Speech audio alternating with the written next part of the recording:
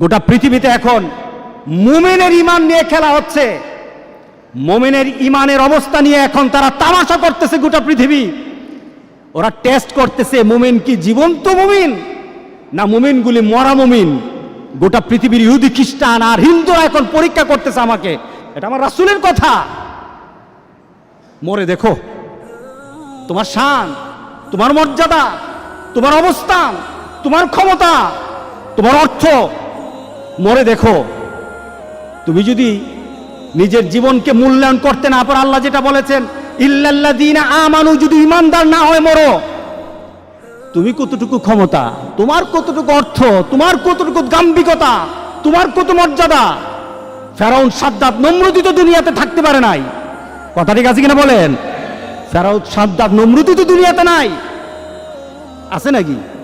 ফেরাউনের বাড়ি আছে, সাদ্দাতের বাড়ি আছে, সম্পদ ছিল কিনা বলেন? সবই তো ছিল, কিন্তু তারা কি লাভবান না ক্ষতির মধ্যে আছে? ক্ষতির মধ্যে আছে। আল্লাহু আকবার, আল্লাহু আকবার।